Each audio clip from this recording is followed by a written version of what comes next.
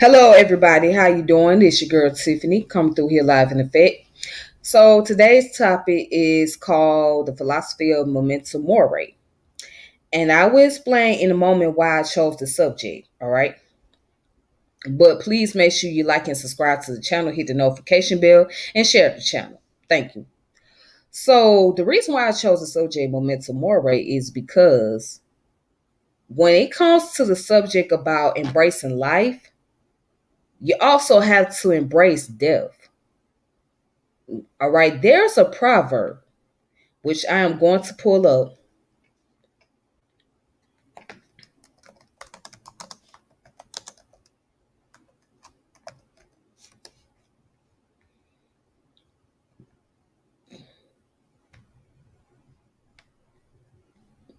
All right, so here's the proverb right here.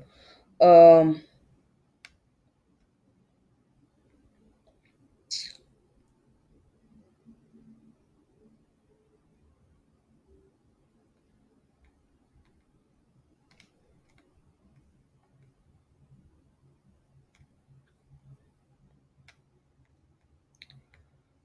so this proverb basically it goes like this. It says, "Life is the beginning of death. Life is for the sake of death. Death is at once the end and the beginning at once. Separation and closer union of the self. Through death, the reduction is complete." And this came from Novelist. All right. So basically, as we embrace life, we also have to embrace death because they're one in the same. They're like intertwined with each other. You can't have one without the other. Okay. So to put it in a nutshell, as you live in life, you're also facing death. So like when you go through the process of your evolution, you're going through the process of declining as well.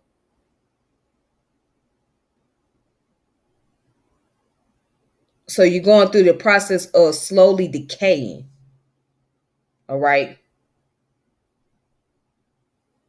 So that means that you don't stay young forever. And when you get old, you become older. And then the older you get, then you're going through the process of transition. However, it can happen at any time. Anything can happen. So you're not guaranteed life on the planet. I always say this, that life is a probability. Life is based on chances. So we living by chances. We live by chances. All right. So what I want to do is I want to share an article with you guys from Wikipedia.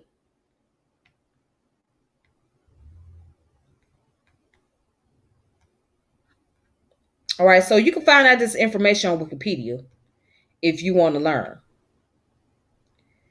So, Memento Mori is an artistic or symbolic trope acting as a reminder of the inevitability of death. So the concept has its roots in the philosophers of classical antiquity and Christianity and appear in funerary art and architecture from the medieval period onwards.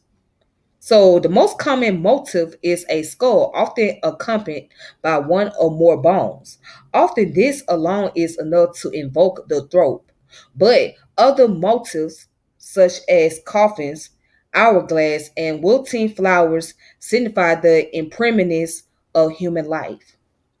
Often these function within a work whose main subject is something else, such as a portrait, but the vanitas is an artistic genre where the theme of death is the main subject. Okay. Now, let's go down to where talk about the history and the concept. So in classical antiquity, the philosopher Democritus trained himself by going into solitude and frequently tombs. So Phaedo, where the death of Socrates is recounted. It says introduces the idea that the proper practice of philosophy is about nothing else but dying and being dead.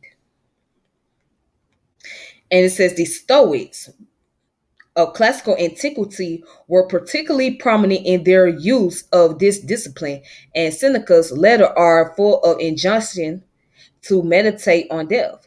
The Stoic Epictetus told his students that when kissing their child, brother, or friend, they should remind themselves that they are mortal, curbing their pleasure, as do those who stand behind men in their triumphs, and remind them that they are mortal.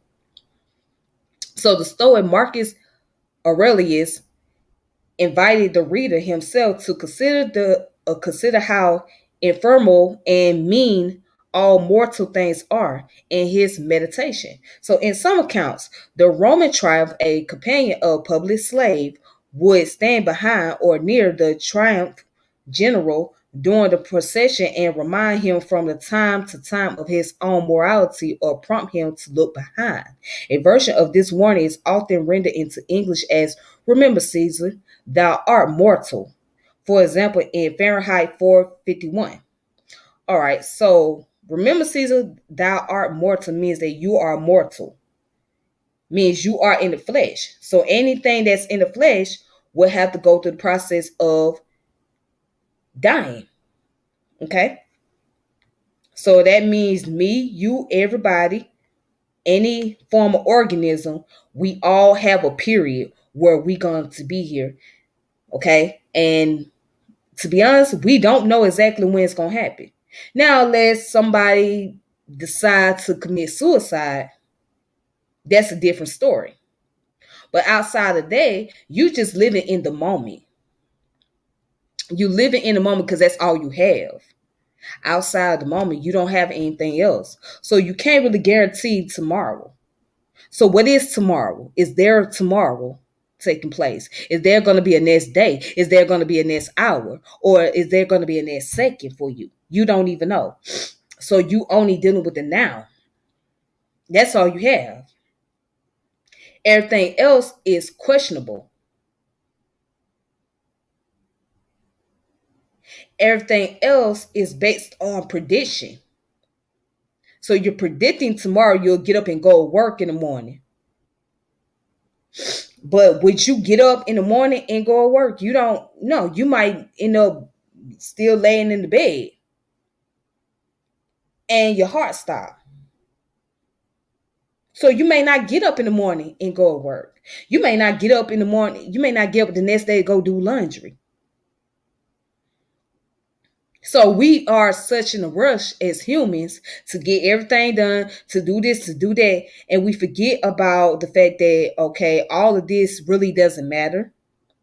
This is just temporary. This is not going to last forever. We don't even sit down and think about, well, dang, I may not be here for the next second. I may not be here for the next hour. And then the sad part, or I wouldn't even say the sad part, the hardest part is the fact that you have talked to your loved one on the phone, right? Have a conversation with them or hang out with your family member, and you don't even think, well, this might be my last time seeing them. Or this is my last time even talking to them again. You don't even think that.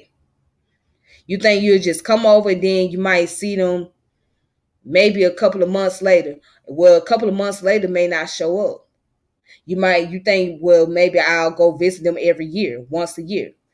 You may not be able to get a chance to see them once a year. So that final year, that same year that you went to go see your loved ones might be your final year.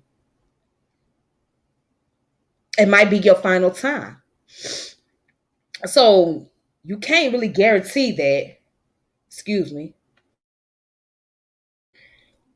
Yeah, you really can't guarantee what may take place for you. You don't know. So that's why you will hear people, especially the Muslim, they would say inshallah. So inshallah means if Allah wills it so. If God wills it so, this gonna happen. Because otherwise you don't know. It may not ever happen. Because you're only here for the now. But let me go ahead. And let's continue. Continue on. All right. So right over here, it go down and talk about Judaism. So several passages in the Old Testament urge a remembrance of death. So in Psalm 90, Moses prayed that God would teach his people to number our days that we may get a heart of wisdom. In Ecclesiastes, the preacher insists that it is better to go to the house of mourning than to go to the house of feasting, for this is the end of all mankind, and the living will lay its heart. All right. In Isaiah, the lifespan of human beings is compared to the short lifespan of grass. The grass withers, the flower fades when the breath of the Lord blows on it. Surely the people are grass.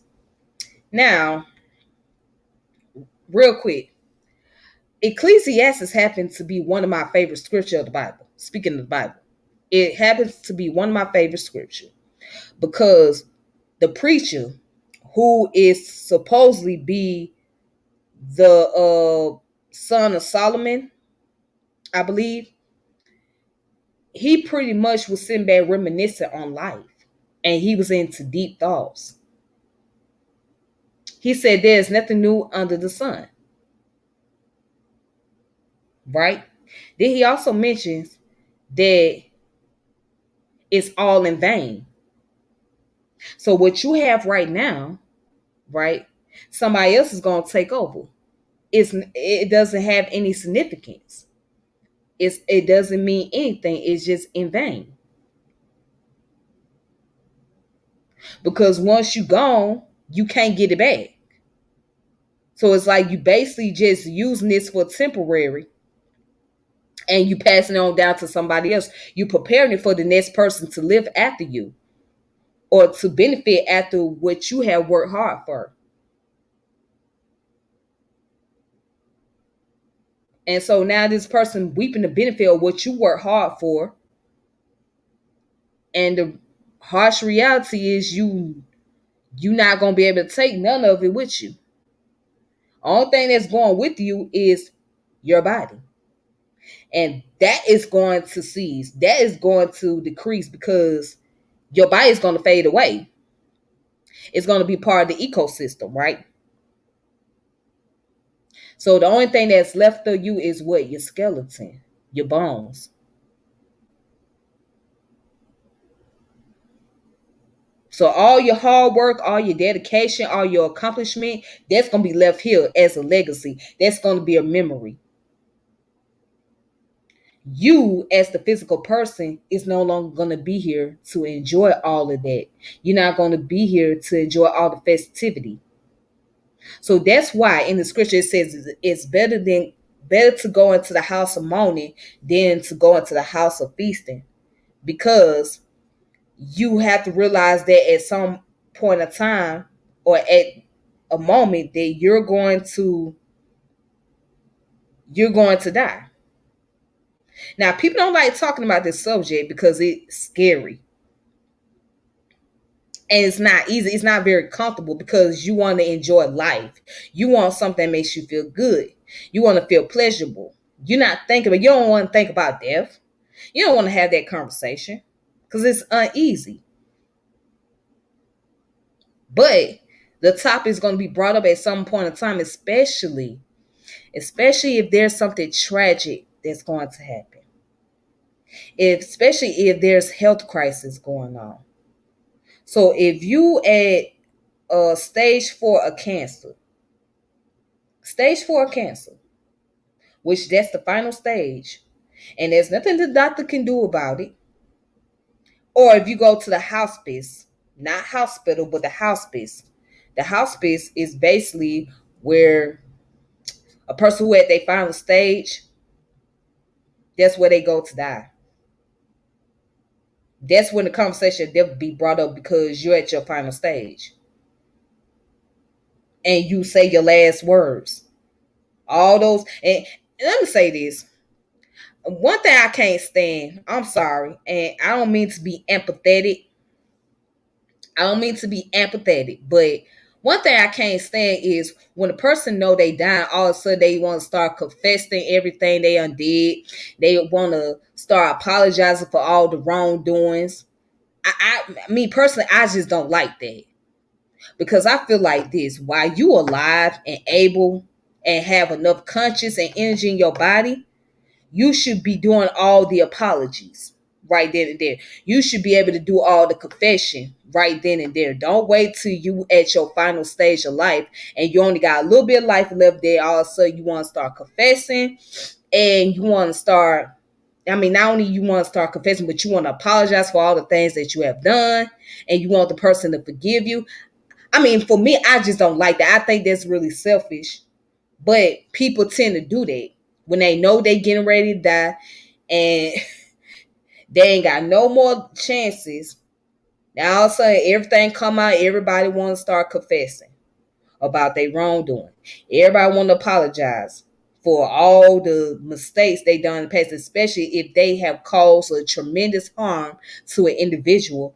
That's when everybody want to start apologizing. Well, I'm sorry for what I did. I did not mean to do you wrong. Um, I didn't mean to put you in that predicament. It's like, well, what you apologizing for now? Why apologize for it? Why you didn't do all that apology when you was alive and able? Why you didn't do all that apology when you was moving around? Huh? Why you didn't do all that apology then? Why you wait till it's time for you to go that now so you want to apologize for causing harm and infliction on me? Or just in general. Why? I mean, I just never understood it. It never rings a bell with me. And it maybe it's something that is not meant for me to understand, but still it just doesn't make sense. It does not make sense. Make your peace with the individual while you have all your energy. That's how I see it. Especially when it comes to your family. Make the peace with them right then and there. Don't wait till it's time for you to go or when it's time for you to give your final statement as far as like your will and all that. Now you want to apologize. Don't do that. Cause it's like it ain't nothing a person can really do at this point. But hold on to your memory. That's all they can do. And it's I don't know, that's just me. But anyways, let me get on to it. Let me get back to the article. All right, so it says in early Christianity, so the expression of Memento Mori developed with the growth of Christianity, which emphasized heaven, hell, and salvation of the soul in the afterlife. So the second century Christian writer Tertullian claimed that during his triumphal process, a victorious general would have someone in later verses a slave standing behind him holding a crown over his head and whispering, Respice post te, hominem te mento. Look after you to the time after your death. And remember, you're only a man. Though in modern times, this has become a standard trope. In fact, no other ancient authors confirm this, and it may have been Christian moralizing rather than an accurate historical report. All right. All right, so this is just pretty much it. I may come back to the article, but I also want to say this. Another thing with the concept about God and goddesses, this is what kind of gets to me. It's why I don't really go along with identify as being a goddess because at the end of the day, you're still a human. You are human. You are a mortal being. So where is the God and goddesses concept into that? Because last time I checked, God and goddess don't die, but humans do. So I feel like before people can jump on the bandwagon of saying they're a god or a goddess, they have to recognize their humanity.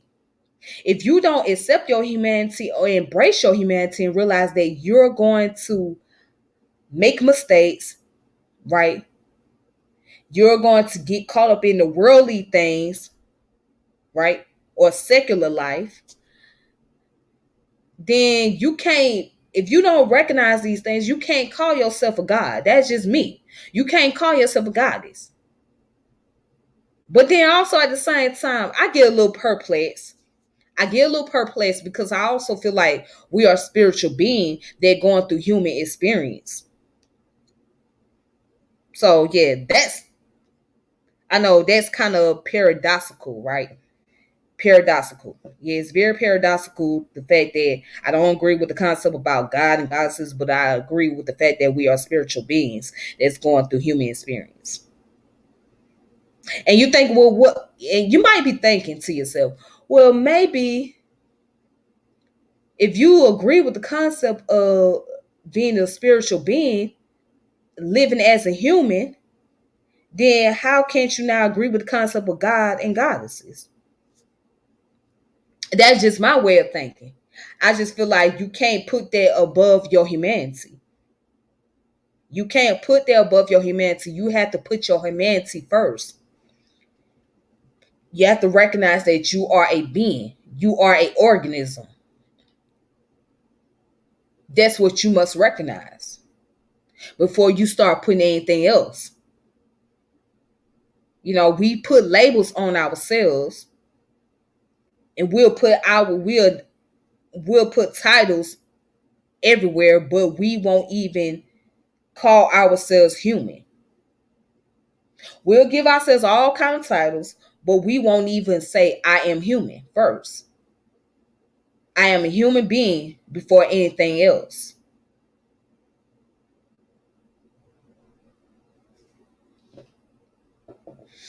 But anyhow,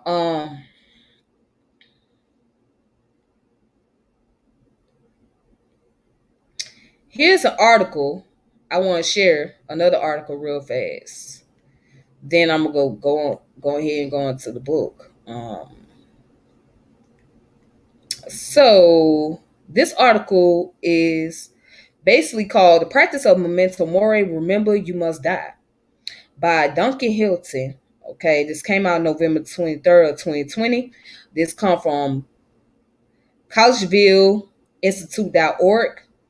Okay, collegevilleinstitute.org. And it says down here, when someone mentioned to me this fall the Christian practice of memento mori, Latin for remember you must die, I wonder, could the Christian tradition of meditating on my death help me find my way again? Could it keep me grounded in God's will for our future when the future of our nation seems so forbidding? So the meditative exercise of imagining your death spans tradition, but the Christian practice has its roots in scripture and Roman culture. The psalm points to the value of the practice. So teach us to count our days that we may gain a wiser heart. Mm. As do the familiar words from Genesis spoke on Ash Wednesday, remember that you are dust, and to dust you shall return. Seneca, the Roman philosopher and contemporary of Jesus, implored his students to keep their death in mind. Over the time, the spiritual wisdom of memento mori spread to religious order and beyond. The rules of Saint Benedict points to the practice keep death daily before your eyes. Following the plague in the late medieval period, skulls, bones, and tombs became popular symbol in painting, jewelry, and architecture. Uh, Protestant writers recommend the practice, including the Anglican Germany, Jeremy Taylor in Holy Living and Holy Dying. So there's a lady that I was watching on YouTube. Her name is Sister Teresa Athena Noble. So Sister Teresa Noble, right, is a Catholic nun, but she wasn't always a nun. At one point in time, she was an atheist, but she converted into Catholicism because she started accepting the concept about Jesus and God, etc. So she has written books on Memento Mori, and she has done lectures on it as well. Okay, you guys can find her video on YouTube. So her name is Teresa Althea Noble. That's her name, Teresa Athea Noble. Of course, she's a white lady, but she's a nun, and her information is very valuable. Um, and it makes a lot more sense. I mean, outside the concept about Jesus, God, this, thing, other. If you really get down to the part on it, she does a good job of giving a synopsis about Memento Mori. She does a great job on that. All right.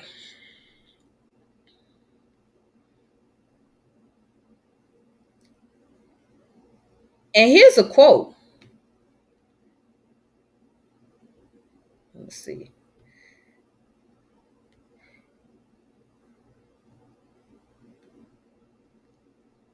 This quote says, "Remember that death just doesn't happen. Excuse me. Remember that death doesn't just happen at the end of life. Death doesn't just happen at the end of life. Death doesn't just happen at the end of life. It happens at any given time. So it don't have to be the end of your life for it to happen. It happens at any time. Hell, an infant can die in its mother's womb. Oh, peace to the chat. Shout out to the chat. But an infant can die in its mother's womb because it's not guaranteed life. A woman can have a miscarriage and she doesn't even know why she had a miscarriage. It happens. It don't have to be because she's stressed out or because she's doing too much or moving around constantly or whatnot. It can happen.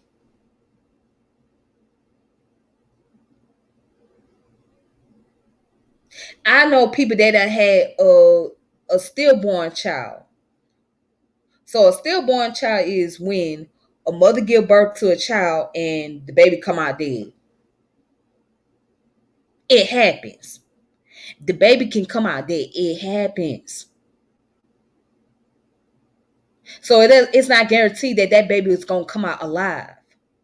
Just like even as a woman, when you go through the process of birthing a child, when you birthing a child, right, you experiencing death multiple times. You going in and out of consciousness while you giving birth because you're enduring a lot of pain, but at the same time, you witnessing death right before your eyes. There are women who have died while giving birth to their children. It's scary, right? For a pregnant woman, but but guess what? It happens. Not saying that every woman that give birth to a child is going to die, but it will happen. It will happen. It ain't in, it ain't nothing that you done did. It's just part of the natural process.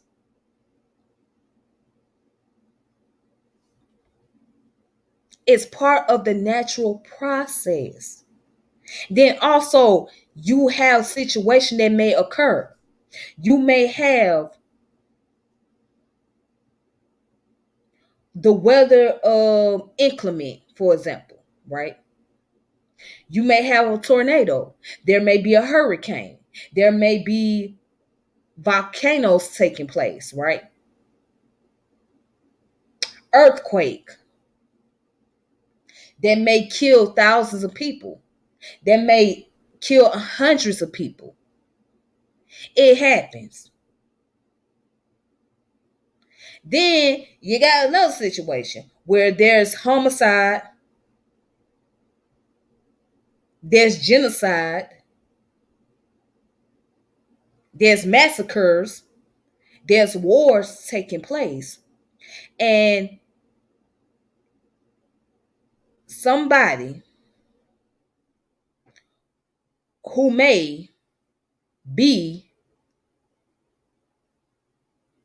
involved in something, right? Or the people that may be involved in some type of activity may put themselves in that predicament to where they lose their life. And then there are those who have nothing to do with it that are bystanders or happen to be a part of the town or village that is more than likely going to lose their life because of the fact they from that area. They have nothing to do what's going on with whatever the individuals have conflict with each other about. But because they're a part of that environment or a product of the environment, their lives in danger. So every day your life is in danger. That's what I'm saying to you. When you walking down that street or when you walk out that door, your life is at risk. You taking your risk on your life. You taking the risk of going to work. You taking the risk when you driving through that traffic. You taking a risk on your life. You taking your risk when you're at work. When you performing certain duties, right? When you working in a fast-paced environment, you at a risk. You risking your own life. So it happens at any given time. Now, it may be an uncomfortable subject to talk about. It's so uncomfortable. But one thing I respect, especially about Stoicism, they embrace the concept of memento mori. The Stoics embrace this concept and they know that, hey, it's going to happen. It's going to happen. It is what it is. So might as well just go ahead and live. Live while you can. So a person that has a Stoic mentality, they know that death is inedible. Death is inedible. It's going to happen. It's going to occur at any time. But that doesn't necessarily mean that you got to be reckless as hell either. That doesn't necessarily mean that. But you just got to know that death is right before your eyes. And you may not be paying attention to it. It's right before your eyes. Okay. So now I just want to share something with you guys. Okay. Let me share y'all with this Adinkra symbol. So the Adinkra symbol again is the symbols that are used in the Akan tribe. Okay, to pay homage or to remember those who have lost their lives and remember the teachings, the wisdom of those elders, their loved ones, whatever. You know what I'm saying? They're just symbols. Okay. So one the Adinkra symbol that I want to show you guys that deals with this topic about Memento Mori, but it's not necessarily Memento Mori.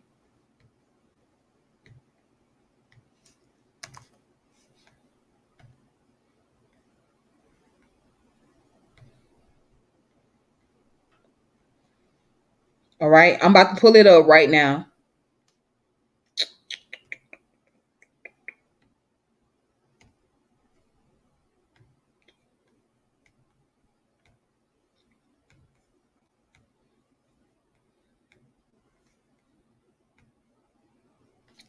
All right, so that symbol right there, ladies and gentlemen, it's called the Owu Atwidi.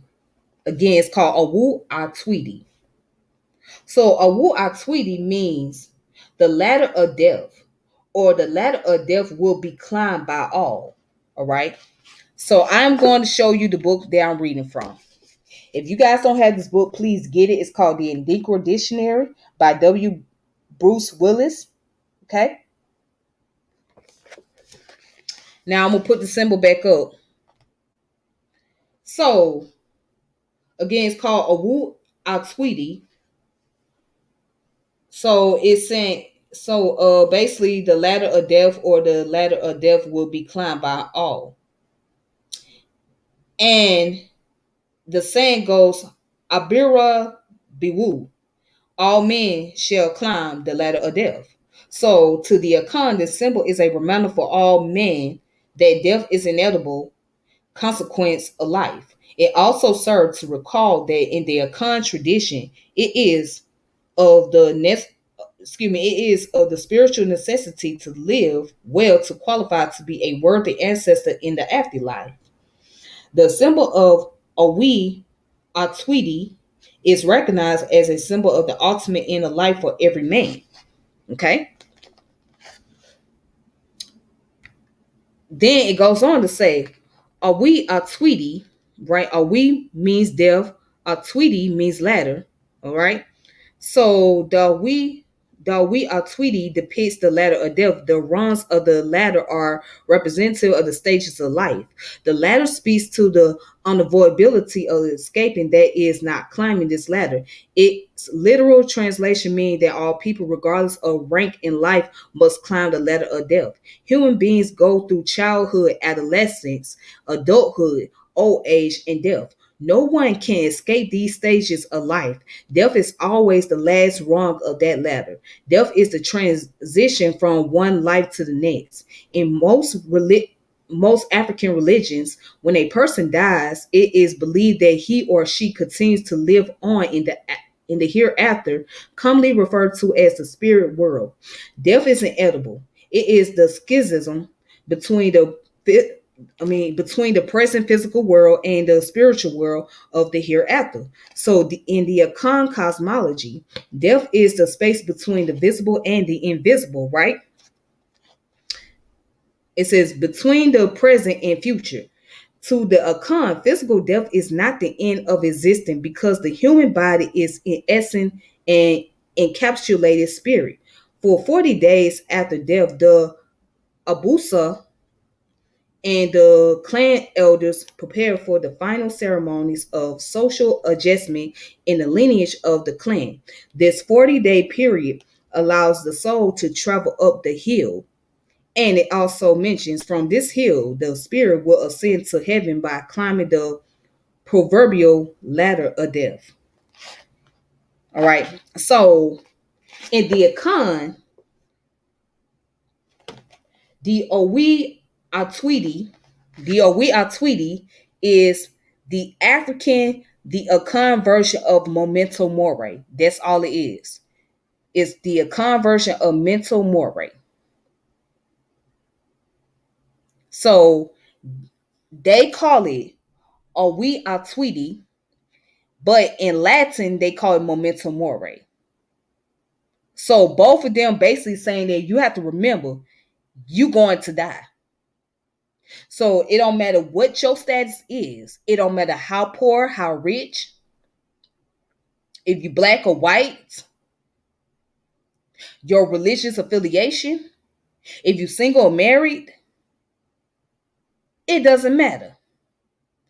Everybody on this planet is going to have their time where they going to experience death. Everybody has to experience death. And one thing that we know for certain, that when it comes to reality, right, we can talk about subjective reality and we can talk about the objective reality. But the objective reality is everybody's going to die. That's the objective. And when it happens, it's going to happen. That's objective. That's not really subjective. That is objective. That is a fact that cannot be disputed. We all going to die. And anybody that sit here and say, well, that can be disputed. No, it can't. Because that is the reality. We know that to be a fact. You're not guaranteed to be here forever. You're not guaranteed to be you're not guaranteed to have life forever. Even what's funny, the universe have life. The universe has to go through the process of death. But what we don't know as human, that the universe is experiencing death because we only know so much information about it and we only have limited knowledge.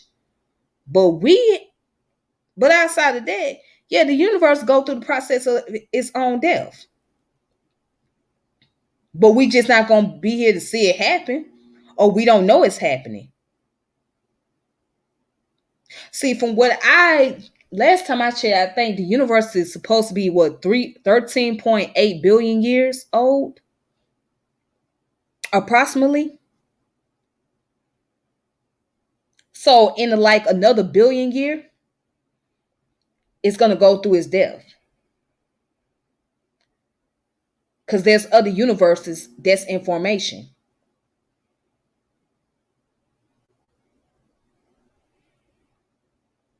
So that's crazy, right? That's weird to think. Well, dang, the universe go through the process of death? Yes, it does. Watch this.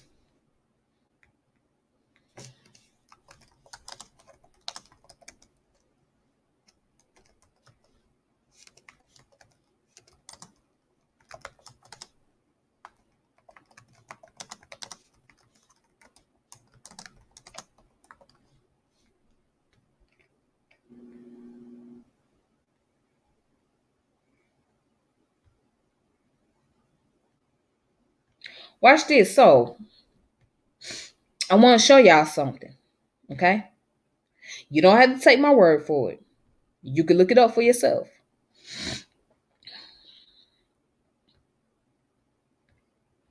Do not take my word for it. Watch this. It's called heat death of the universe.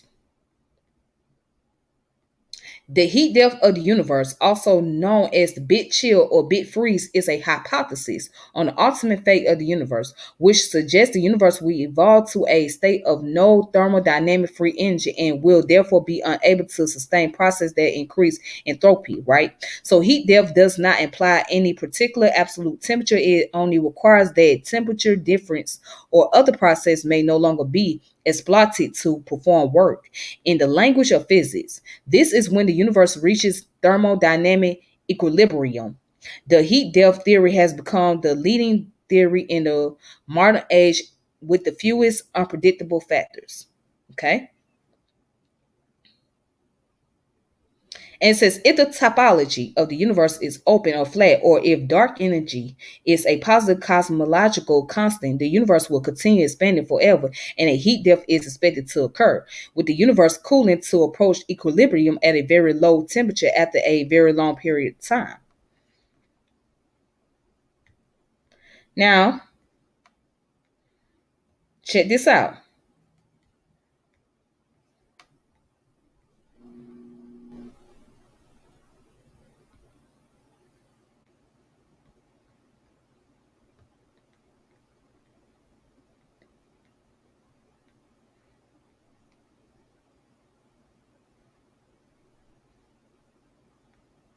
All right, so here's the question on here.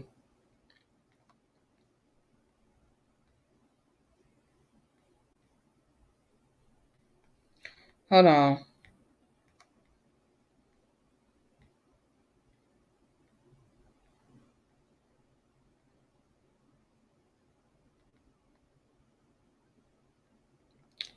So here's the article that also speaks on the final stage of the universe.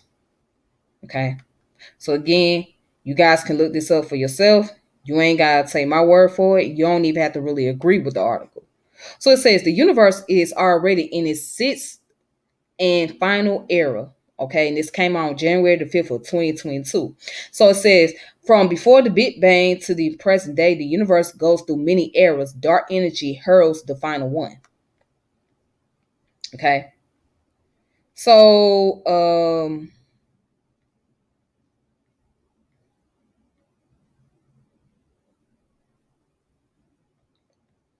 so it goes on to say that the universe is not the same today as it was yesterday. With each moment that goes by, a number of subtle but important changes occur, even if many of them are imperceptible on measurable human timescale. The universe is expanding, which means that the distance between the largest cosmic structure are increasing with time.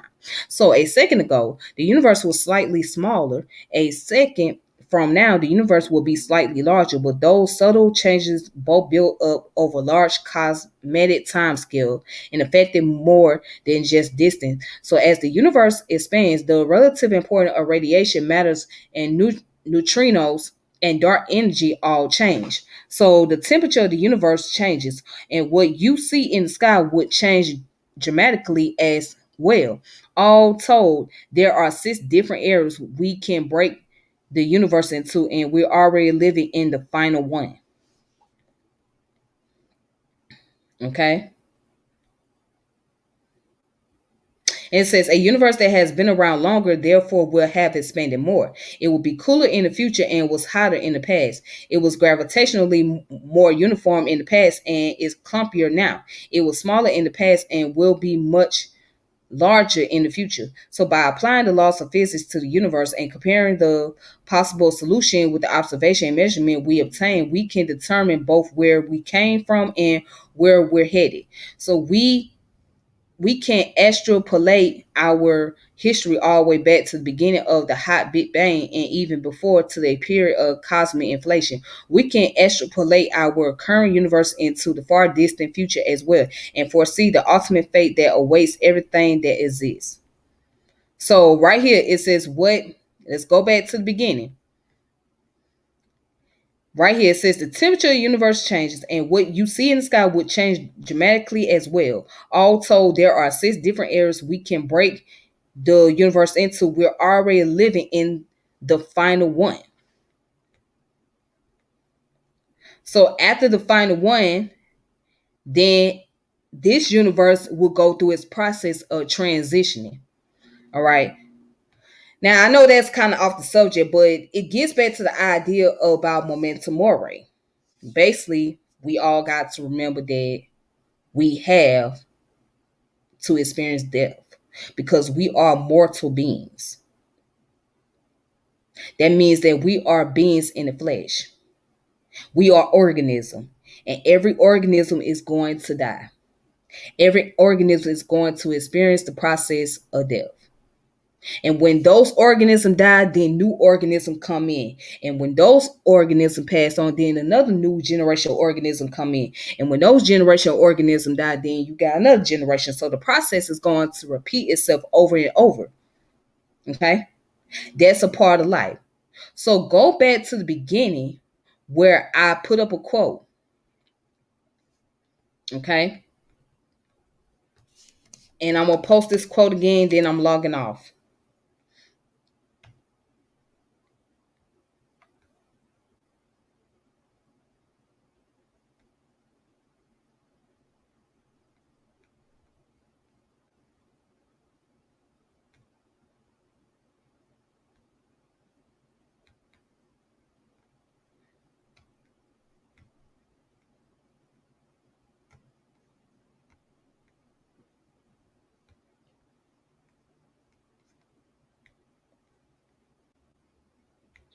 All right, so I'm going to put up this quote one more time.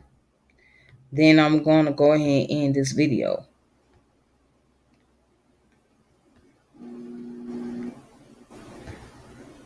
Okay. So this quote says, life is the beginning of death. Life is for the sake of death. Death is at once the end of all the beginning. At once separation and closer of union of self. Through death, the reduction is completed. And that come from the quote of novelist. Okay.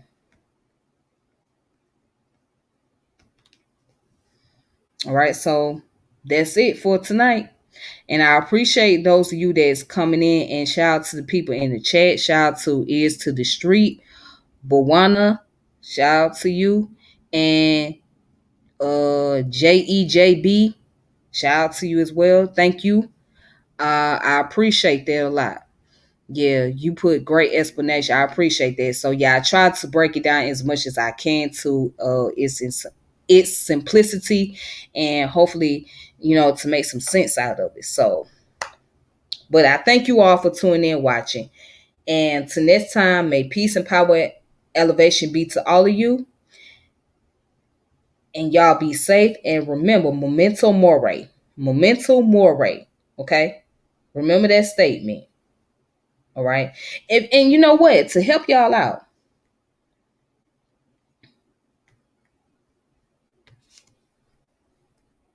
to help you guys out,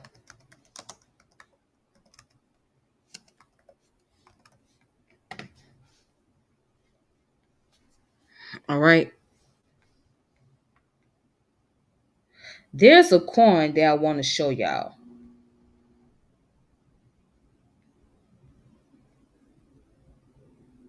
All right.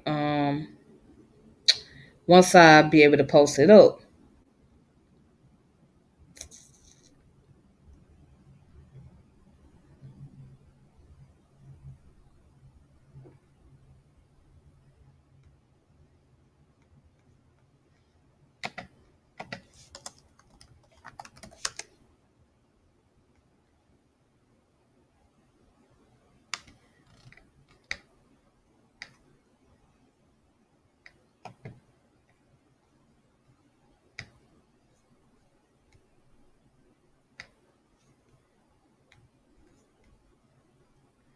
So here's the coin right here.